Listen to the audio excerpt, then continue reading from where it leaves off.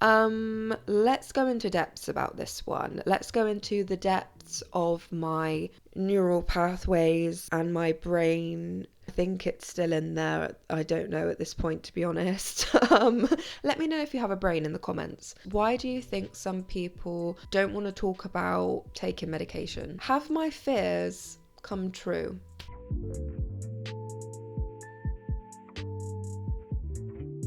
Hello everyone and welcome back to my channel. Today is an update. If you watched my last video on antidepressants, we went through the first stages of taking them and my immediate reflections a couple days after starting sertraline. It's been 2 months, so I'm going to give you a completely honest, no rubbish opinion on my experience taking sertraline. If you are new to my channel, hello, my name is Meg and I'm a trainee therapist. I post lifestyle and mental health content on my channel twice a week, so make sure to subscribe and like this video. So I did mention in part why I decided to go on sertraline 50 milligrams in my first video, but just a quick rundown for you. I have been struggling with generalized anxiety disorder and symptoms of OCD now for as long as I can remember, especially the anxiety part, and the OCD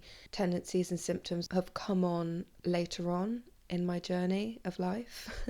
And I reached a point where I was able to manage and I was having therapy. We'll come on to that later on this video. But some things happened in my family and my dad became unwell, and unfortunately a month ago he unexpectedly passed away. So I'd already been on the antidepressants before my dad passed away. That was during his illness, and it was a very difficult time, course, and when he was diagnosed with his illness, and how I describe it in a lot of my videos is I just needed some extra help, so that's why I went on sertraline. So in my last video about the antidepressants, one of the most popular comments that I got were about not only the side effects but the fear of the side effects. Now, I was definitely in that mindset when I started the antidepressants. I really felt quite health anxious, more than I usually would be, and I was very physiologically aware of myself, which did cause a bit of anxiety. I remember the first day I took sertraline, I was knocked out for the evening, and I did a lot of sleeping on the first couple days. The side effects for me were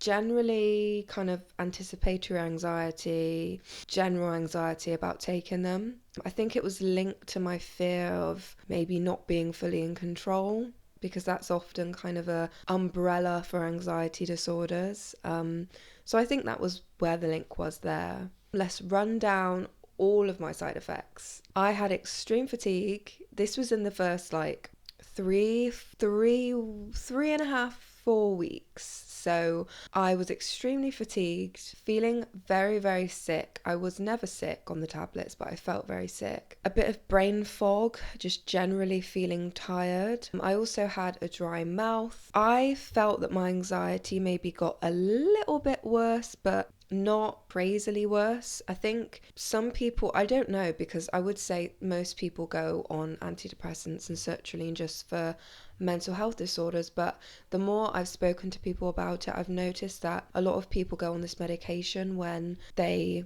are going through a really rough patch, like someone suddenly died, someone's, suddenly got a health condition that they're having to fight with in their family, they've been through something, a situational mental health situation. So what I mean by that is where a situation has happened causing them to be on tablets. Now, how I would describe my generalized anxiety disorder is, yeah, perhaps there was a causation of it in school, but ultimately I think it's like half my genetics, but also my environment that makes me quite an anxious person. Quite a lot of people may be taking these for mental health problems, but also for situational things going on like death, and I hope that makes sense. My side effects were probably muted because I had a lot of stuff going on in my personal life. Do you know what I mean? I feel like if I was just really struggling with mental health, maybe I'd see more of an increase in my anxiety, but because I had so much going on in my personal life, I feel like maybe I saw an increase, but was that because of my situation or was that because of the tablets? So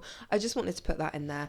A lot of people find that they get worse on medication before they get better, and I found myself feeling generally okay anxiety wise, and I'm pretty sure they had quite a quick effect on me, the way that I feel. So 2 months on, I am feeling fine. Sometimes I do still feel a little bit sick, but to be honest, I think that's just because with my anxiety symptoms, sometimes I feel sick. So it's hard to tell whether it's the tablet or like just my anxiety playing up one day and not the other and things like that. I have also really, really struggled to wake up in the mornings. And other people on my TikTok have said they also experience this. It's really hard to wake up in the morning, not because of a cognitive conscious decision, but just because you feel out of it. It's a physical thing. It's not really you wake up and you're low, in a low mood, and you don't want to get out of bed.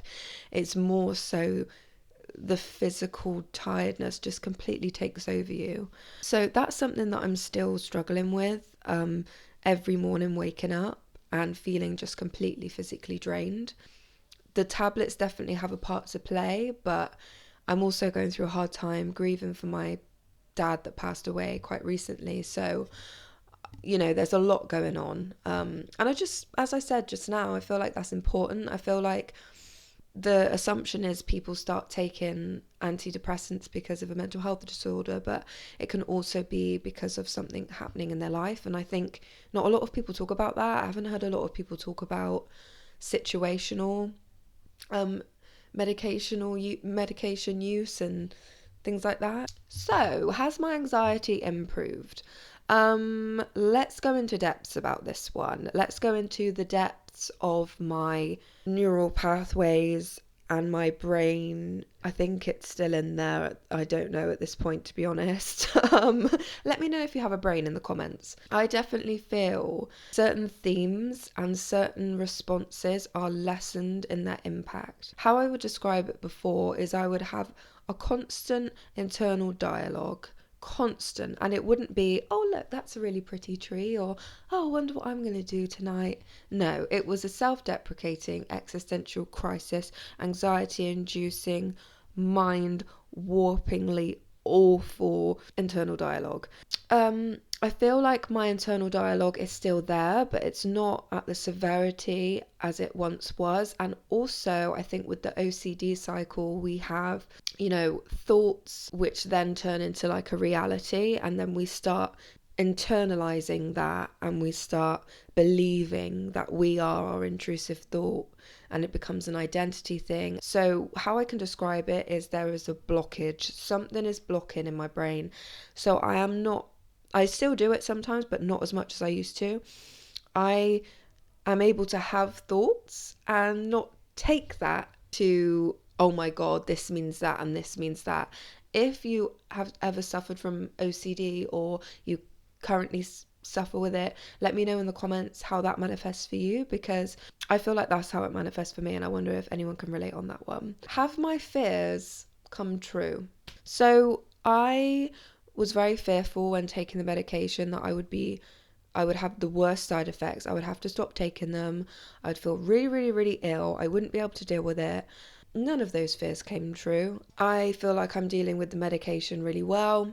I have no issues, to be honest with you. Obviously that I have had like pretty much all of the side effects, like I mentioned earlier, and headaches, and I felt my appetite was a little bit increased as well. No, my fears did not come true. And I think with anxiety, OCD, kind of paranoia, we can look at the evidence and we can think of predictions. So we can think, I think this is going to happen. Then we go and do an activity. Did that happen? No, it didn't. And then we rewrite our original statement. So it's kind of proving to ourselves in a therapy term that didn't actually happen. And it sounds really obvious, but when you see it on paper and when you can tally up all of your fears actually didn't happen, you can start to rationalize a little bit better. So that's essentially what happened for me in therapy terms, but that wasn't what I was actually thinking of when I was going through this. As I said earlier on in this video, a lot of the comments I got on my last video were complete fears of taking the tablets, because I also did a video on health anxiety, and with health anxiety, it says it in the name, but as I said in my video on health anxiety, I like to call it the no middle ground disorder, where you will just completely jump the gun. Pretty sure that was my exact words. And you will essentially catastrophize health, right? When people with health anxiety take a medication, they are very hypersensitive, which means that they're completely physically extremely aware, or mentally, of their physical symptoms. So picture putting someone like who doesn't suffer with health anxiety here, they take medication, they think, oh, I just had a twitch. That was probably because I'm taking new medication. Then you drop someone in with raging health anxiety and they get a twitch. Their anxiety levels are gonna skyrocket potentially. So there's that fear with people that suffer with health anxiety of taking medication. It is a vicious circle. I got a lot of comments of fear of taking it, and I think I want to link this in with my next point a little bit as well, which is therapy, and having therapy alongside taking one of these medications, because you can work through those fears with your therapist about the medication. Now, I was definitely a bit scared, but I think I reached that point where I just needed some help, to be honest with you. And I think having therapy alongside taking medication is, I would say, pretty essential. I know that not a lot of people do have it. It depends where you are in the world and what the regulations are and what your GP says.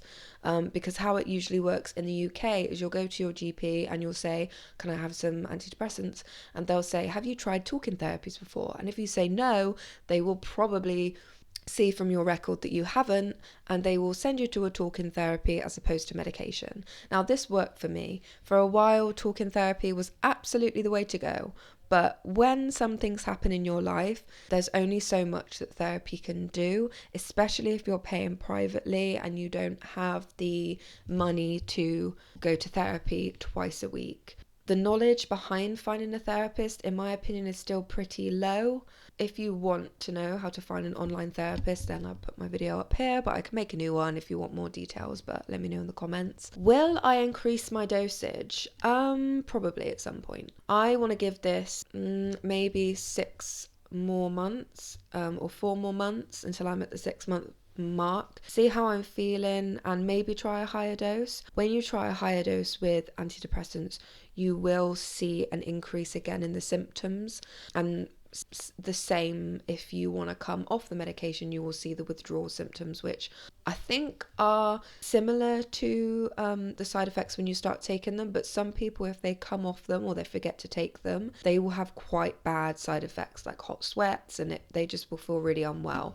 So that is why if you want to come off your medication, I would recommend doing it step by step. Don't just go cold turkey. But for me personally, I can't see myself coming off them anytime soon, and that is absolutely okay to say. I will probably increase my dosage at some point, but I want to see how it plays out for a little bit longer. Would I recommend antidepressants? 50-50, honestly. I think it's your own decision whether you want to go on antidepressants or not. I think that talking therapies are brilliant, of course, but I also think that medication has its place in the mental health space as well, especially if it is more like auditory and visual hallucinations and thoughts that become a reality as opposed to still being in the rational and thinking irrational. Yeah, I definitely think they have their place.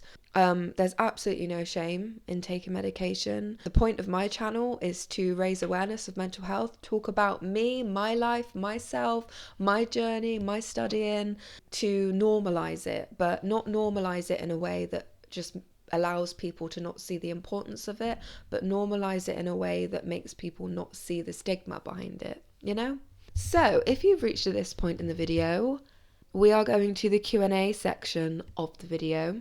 And this is where I ask you to ask me a question about mental health or the topic of this video. So today we are going to answer 2 questions and hopefully it can help you out in some way. So the first question is, why do you think some people don't want to talk about taking medication? I think, of course, as I just mentioned, there's a stigma.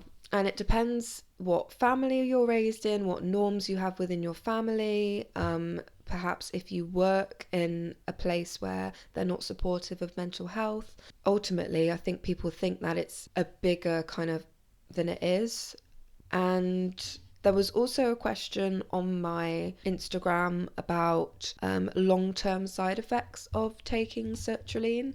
Now, I think when it's something like this, there can be long-term side effects for like anything. Like, how can they really prove it to a certain extent, you know? Like, who knows? Paracetamol could, if you take too much of that, it could not only damage your internals, but maybe it gives you more wrinkles. Like, who's studying that? Do you know what I mean? So to be 100% certain, you can never be 100% certain. And the point I'm making to that is, no, I do not know of any long-term side effects of staying on sertraline for a long time. It's more the withdrawal stage and making sure that you're keeping your body healthy. Also, it is recommended you don't drink alcohol on antidepressants or drink grapefruit juice if you're on sertraline. We have to think about it like this, like stress kills, and our heart can be impacted by stress. So I think that's more of a concern as opposed to taking sertraline for a long period of time. If anything, I think it can mitigate some health implications in the future. I'm going to also add that whilst there may not be life-threatening implications with taking sertraline, an SSRI, or another form of antidepressants or medication like venlafaxine may have for the long term, I did find some interesting research. So I just wanted to add that because, do you know what? I'll do the research so that you don't have to. Brilliant. Okay, so circadian rhythms can also be impacted, which didn't surprise me. Then I became slightly increasingly not concerned, but more surprised. So apathy and emotional blunting indifference has been reported during the treatment with SSRIs, which I think however, it's good news because they can be managed, so we're all good, tons. Also, fatigue, which I'm really not surprised about. Now, this one was the one that made me think, interesting. Cognitive slowing, diminished working memory, and word finding difficulties. I found that so interesting. I have not done further research on this one, but I'm pretty sure that would be an interesting one. Arguably not life altering. It's not one of those things where you're more likely to get a certain disease if you're taking sertraline for a long period of time. I can't find anything to suggest that anyway. And then in conclusion, with all of these side effects, long term, short term, we're able to mitigate them by other medications, like this article suggests, managing them as we go. So I think that's really good news. So I just wanted to add that in there. But yeah, I am still proud of myself for taking the jump. Although I share, there's no shame. I definitely felt worried about what people would say, and that's not my fault. I think it's about being honest, but you don't have to tell people if you don't want to. It's your body, it's your brain, ultimately. And I think do your research, talk to your GP, invest in talking therapies, and let your therapist know at some point if you want to, if you're taking sertraline or any other form of antidepressant. I think sitting on it for a while is also a really, really, really good option. And watching videos like mine. If you've reached this video or my other video, you've done your research. And don't just take my word for it. I've had an okay experience, but there might be other people more similar to you, your lifestyle, your background, who have had not so good experiences. And I've had some comments on my TikTok saying that people were diagnosed with, say, generalized anxiety disorder, took sertraline, made them 10 times worse, and a couple months later they were actually diagnosed with bipolar or something else. So the journey may not be perfect, and I think it's about knowing that before you take them and kind of thinking about it and not making a bullet point list plan of how you're gonna, solve all these situations that haven't even happened yet and probably won't. But just being aware of that. and being aware of your prescription. And I've never been on a repeat prescription situation before, but I had to get a repeat prescription for the antidepressants, and I've requested it a week earlier than I need it, so that I make sure that I get the sertraline and the antidepressant when I need it, so that I'm not having a day without it and getting out of the routine of taking it. A lot of people say that they don't really feel an effect if they don't take it for one day, but obviously you don't want to continue taking it days on end without taking it, you know? Yeah, that's kind of my update. 2 months on, just over 2 months on, and I wasn't expecting to feel like this kind of so quickly. The side effects are, really starting to go now, and I feel like hopefully it will be an upward journey from here. And I will keep you, of course, updated with my journey. As I've said a million times in this video and on my channel, if you are new, make sure to subscribe. I upload twice a week, and I would love to have you here. Connect with me in the comments, because ultimately I would love this channel to be a community where we can all share about our lives, share memories, share joyful moments, but also talk about the hard stuff as well. So if you want a bit of lifestyle and mental health, then you're more than welcome on here. And if you decide at a later date you don't want to subscribe anymore, you can just unsubscribe, but just subscribe.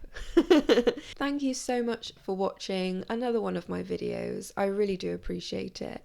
If you want to watch my antidepressants video that I uploaded, it will be linked in the top link of the description for this one. So take care of yourself as always, and I will see you in the next one.